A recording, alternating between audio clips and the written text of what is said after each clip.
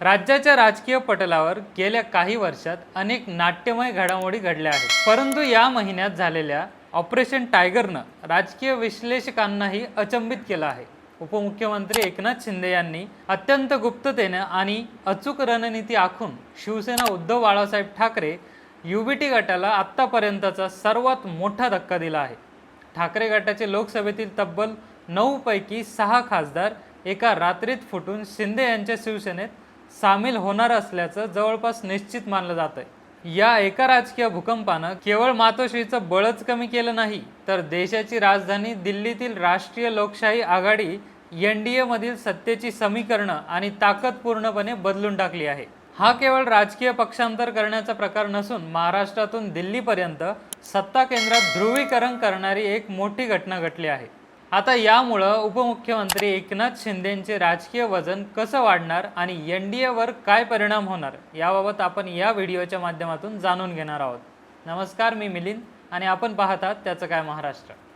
तर मंडळी, 2022 नंतर म्हणजेच बरोबर 4 वर्षानंतर उपमुख्यमंत्री एकनाथ शिंदेंनी उद्धव ठाकरेंना पुन्हा एकदा मोठा धक्का दिला आहे. एकनाथ शिंदेंच्या या खेळीमुळं लोकसभेतील दोन्ही शिवसेना गटाचं आणि महाराष्ट्रातील राजकीय पक्षांचं संख्याबळ पूर्णपणे बदललं आहे. कारण 2024 मध्ये झालेल्या लोकसभेच्या सार्वत्रिक निवडणुकीत उद्धव ठाकरे यांच्या पक्षाला 9 जागा मिळाल्या होत्या, तर एकनाथ शिंदे यांच्या शिवसेनेला 7 जागांवर विजय मिळाला होता. भाजपालाही महाराष्ट्रातून 9 जागा मिळाल्या होत्या. मात्र आता ऑपरेशन टायगरच्या यशस्वी अंमलबजावणीनंतर शिंदेंच्या 7 खासदारांमध्ये ठाकरे गटाच्या 6 खासदारांची भर पडली असून शिंदेंच्या शिवसेनेचं एकूण संख्याबळ आता 13 खासदार झालं आहे. दुसरीकडे उद्धव ठाकरे यांचा गट अवघ्या 3 खासदारांवर संकुचित झाला आहे. या सांख्यिकीय बदलामुळे एकनाथ शिंदे हे महाराष्ट्रातून संसदेत सर्वाधिक खासदार पाठवणारे महायुतीमधील तसंच राज्यातील सर्वात मोठे नेते बनले आहेत, कारण त्यांनी भाजपच्या 9 खासदारांच्या संख्येलाही मागे टाकलं आहे. 2024च्या उत्तरार्धात झालेल्या विधानसभा निवडणुकीनंतर राज्यात महायुतीचं सरकार पुन्हा सत्तेत आलं. मात्र भाजपला जास्त जागा मिळाल्यामुळं मुख्यमंत्रीपदाची सूत्र आणि महत्त्वाच्या खात्यांच्या वाटपावरून शिंदेंचं वजन थोडं कमी झाल्याची चर्चा राजकीय वर्तुळात होती. परंतु आता केंद्रात 13 खासदारांची भक्कम फौज पाठीशी असल्याने शिंदेंची भाजपासमोर घासाघाशी करण्यात ताकद कमालीची वाढली आहे. आता राज्याच्या कोणत्याही मोठ्या धोरणात्मक निर्णयामध्ये शिंदेंना डावलणं भाजपाला शक्य झालं आहे. 2022 मध्ये एकनाथ शिंदेंनी 40 आमदारांसह बंड करून महाविकास आघाडी सरकार पाडलं होतं.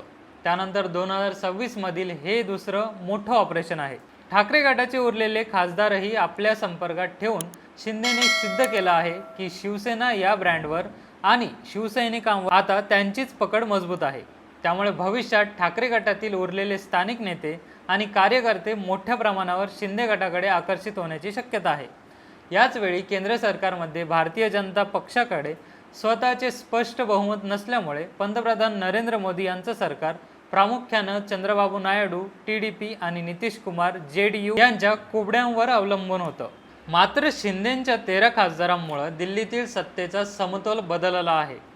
ताज्या आकडेवारीनुसार पश्चिम बंगालमधील तृणमूल काँग्रेसचे 20 खासदार काकोली घोष यांच्या नेतृत्वात NDA समर्थक NCPI पक्षात गेल्यानंतर तो पक्ष भाजपाचा सर्वात मोठा सहकारी बनला. परिणामी 16 खासदारांसह चंद्रबाबू नायडूंचा TDP पक्ष दुसऱ्या क्रमांकावर घसरला.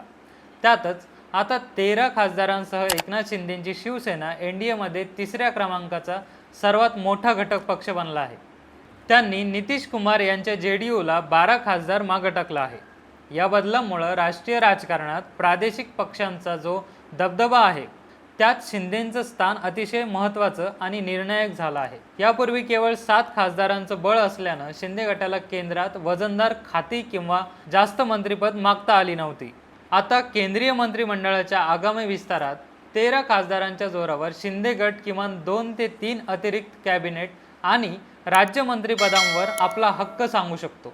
तसंच रेल्वे, विमानचालन किंवा भूपृष्ठ वाहतुकीसारखी महत्त्वाची खाती शिंदे गटाला मिळण्याची शक्यता बळावली आहे.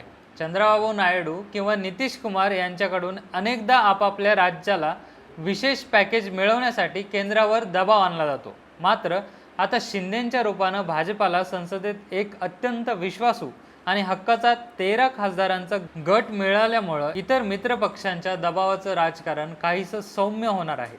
भाजपाला संसदेत महत्त्वाचे कायदे संमत करताना आता अधिक मोकळीक मिळणार आहे हे मात्र नक्की. एकूणच ऑपरेशन टायगर हे केवळ महाराष्ट्रापुरतं मर्यादित नसून त्याचे पडसाद देशाच्या सर्वोच्च सत्तेच्या केंद्रामध्ये उमटले आहेत. एकनाथ शिंदे यांनी अत्यंत हुशारीनं स्वतःला एका प्रादेशिक नेत्यावरून राष्ट्रीय पातळीवर निर्णय बदलण्याची क्षमता ठेवणाऱ्या नेत्याच्या भूमिकेत आणलं आहे. या घडामोडीमुळे महाराष्ट्रात भाजपाला आपल्या या मित्राला सांभाळून घ्यावंच लागेल. तर दुसरीकडे उद्धव ठाकरे यांच्या राजकीय प्रवासासमोर आतापर्यंतचं सर्वात मोठं प्रश्नचिन्ह निर्माण झालं आहे. ऑपरेशन टायगर नंतर राज्यासोबत केंद्रातही एकनाथ शिंदेंचं राजकीय वजन वाढणार का? तुम्हाला याबाबत काय वाटतं? कमेंटच्या माध्यमातून आम्हाला कळवायला विसरू नका. बाकी राजकारणाच्या आखाड्यात आपली नजर कायम असणारच आहे. तेव्हा कुठेही जाऊ नका, पाहत राहा आणि सबस्क्राईब करा त्याचं काय महाराष्ट्र.